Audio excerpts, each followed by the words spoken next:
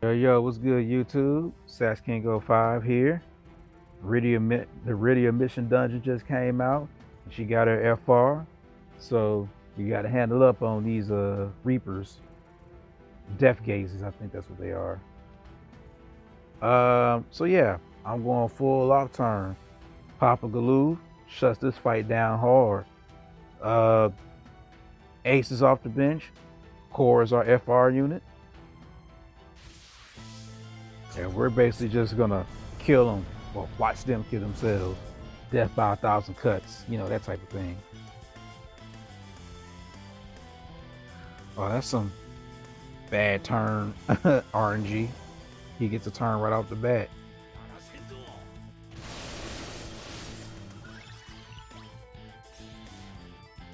All right, let's get the party started officially. So I brought this team through testing and it worked really, really well. A bit of a slow start because I just needed to get the FR, I needed to get force time set up. But once it got set up, the fight basically just played itself out. That's basically the power of these off-turn force comps, which I myself honestly have not really truly invested in. As much as I love off turns, I really haven't utilized as much of it as I like in terms of like true off turn comps. But anyway, getting to this fight. So these guys have threshold attacks, like especially once they get to like especially once they hit 50% force gauge, they'll start throwing an HP attack along with their actual regular attacks. That attack is a physical attack. So Galuf basically just dodges it and counters. It's a single target, by the way. So, this is just perfect for him. They also at other thresholds will throw up party-wide AoE debuffs. But here's some tech that I got for that. Rydia's Rydia's LD call, basically, as you guys know, gives you that 100% dodge for those three turns, those three stacks. And with that being said, if you put that up, Galuf is going to cover.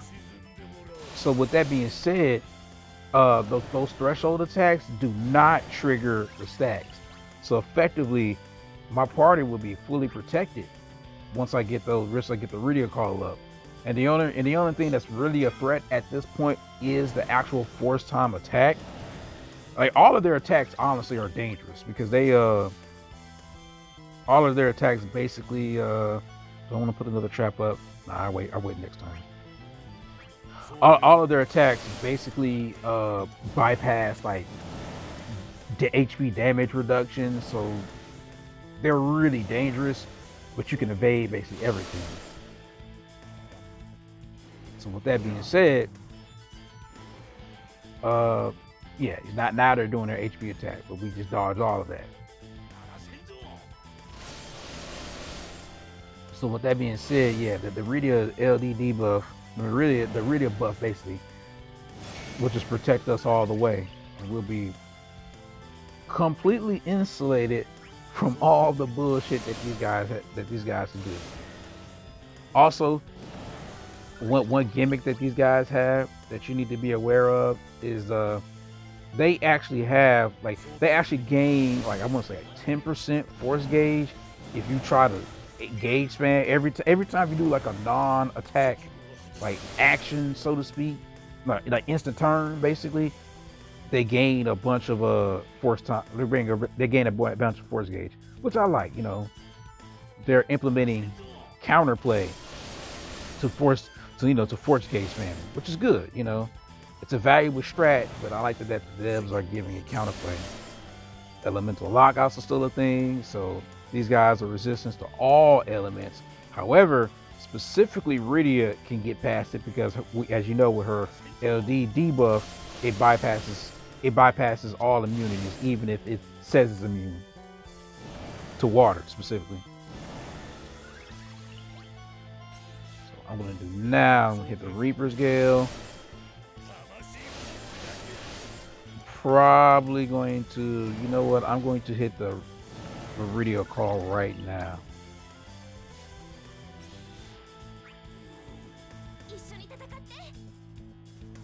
So now, like I was saying before, we're 100% protected. We don't have to worry about nothing now. Papa Galuf has got us. I'm not going to hit any C88s because I don't want to trigger his force time. When their force time basically goes up, you'll do no damage. Like it's like 100%. It's like a 999% grave damage reduction. So you're not going to be doing anything.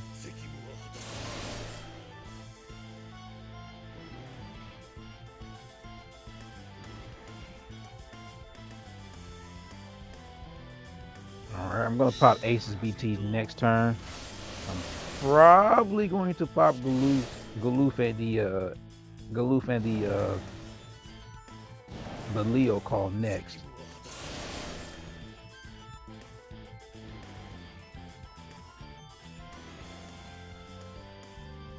Look at him, just dodging everything. This fight also is like another kind of testament to the sneakily good flying under the radar kind of FR that I personally think Core kind of has. Like Core's FR is actually pretty good. I'm gonna go ahead and like I said, I was gonna BT. Let's not change the plan. Let's BT now. Let's get those auras up now. Get those auras up now. Then we can put the traps back on when the force time starts. But yeah, getting back to force time. Yeah, Core's FR is like sneakily good. Like it just adds up over time, especially in like truly in off-turn comps is where you really see it like pay its dues. Because like all of that damage that you get all at once, pretty much. Yeah, like I said, we're gonna pop the Leo. Let's pop B. I still want these guys taking turns. A lot of turns. That's good enough for me.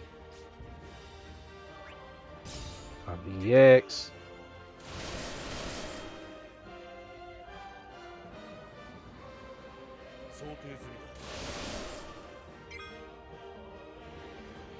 Alright, so now we're gonna go into our force time. And then from there, we're just gonna eat. I'm just gonna absolutely just feast.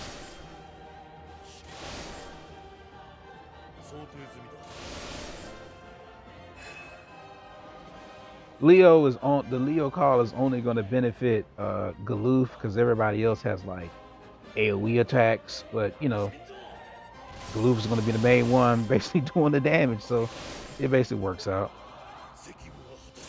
And because he's so slow, and plus he has that action, that's an action delay up buff, so it just makes Galuf even slower, which is literally what you want. Alright. We get the pop on MIGOTO.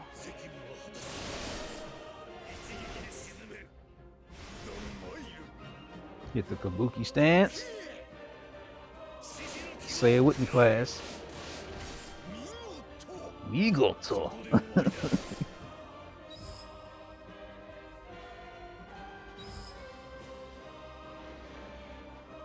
See, you dodge all the debuffs. You don't have to worry about that no more. Do I have a stack with me? Nope. And I'm probably gonna prioritize throwing up the traps versus playing the lottery with Ace's like EX and his buffs. Like, as long as that buff doesn't fall off, I really don't care. I really don't care what aura we get. So from here, it's basically the slow grind. 5% each action is low to a certain degree, but the fact that we have so much off turn, it's going to add up and it's going to get pretty high. Like what my test run, I think we got it to like 400 at like turn 4. And granted, I was testing, like I wasn't really playing it optimally, but yeah, we got that bonus pretty high in really just a few turns.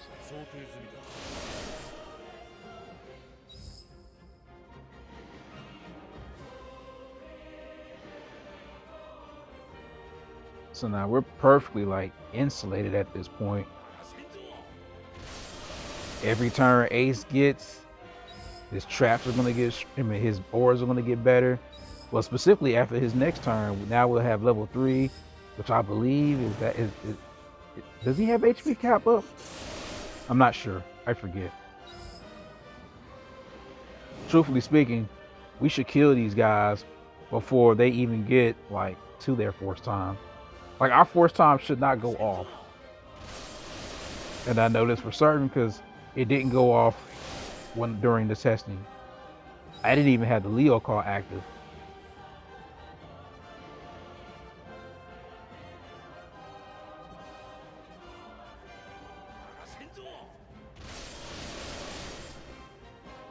So let's see. Ace's cover is looking low. So I'm going to LD. Believe we need to refresh that anyway.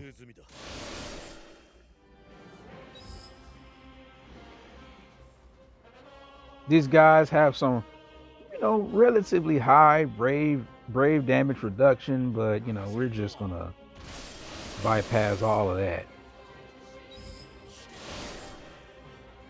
Look at that. We're already at 250, and technically we barely even gotten our force gauge like started yet.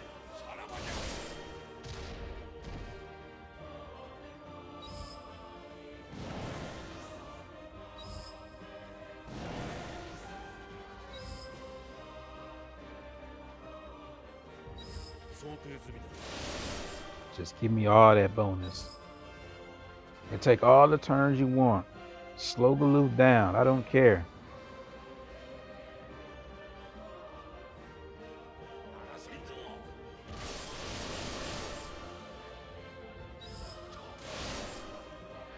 You best believe when Galuf finally gets his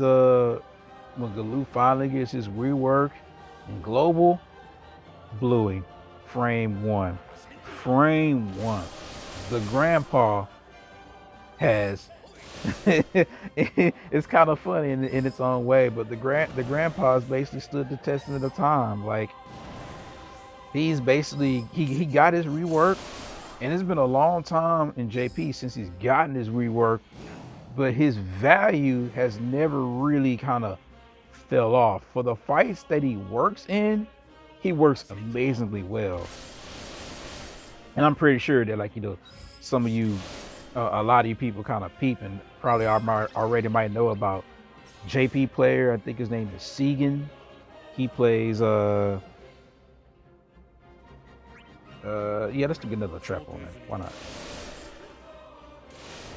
He plays he does like a Galuf and Strago Saga.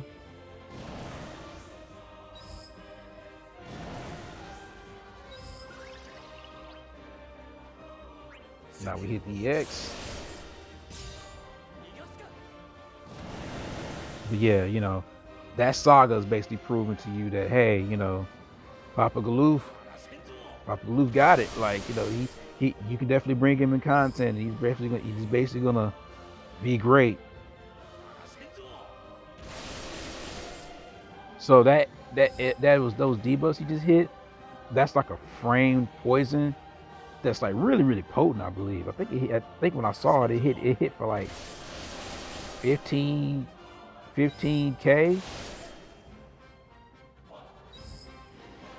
But Galuf has this immortal effect on, so it doesn't like matter.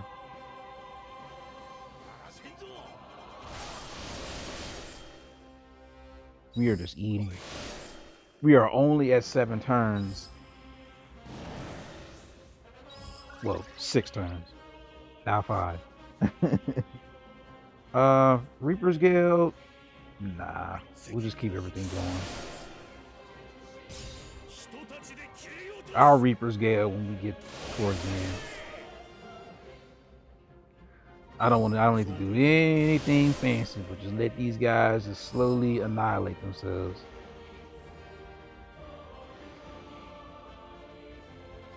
Ace's traps are now gone, but that's cool. We can just go ahead and get another fresh coating of it when we get back to his turn.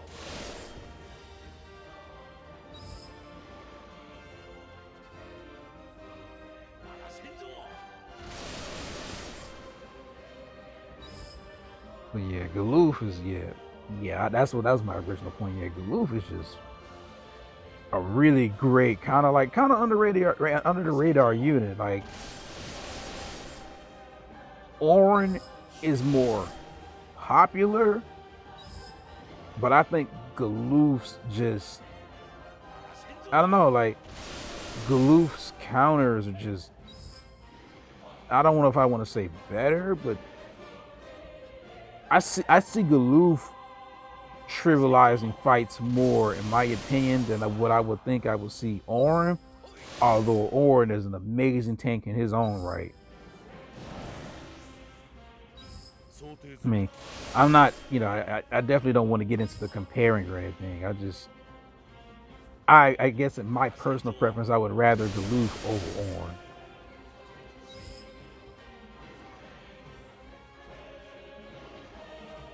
We still have 2 turns left on the lethal effect, and Galuf is just happily sitting here eating.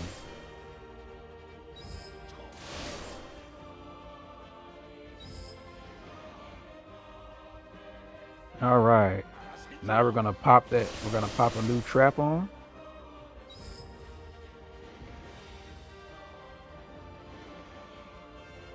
Dodge like the Matrix.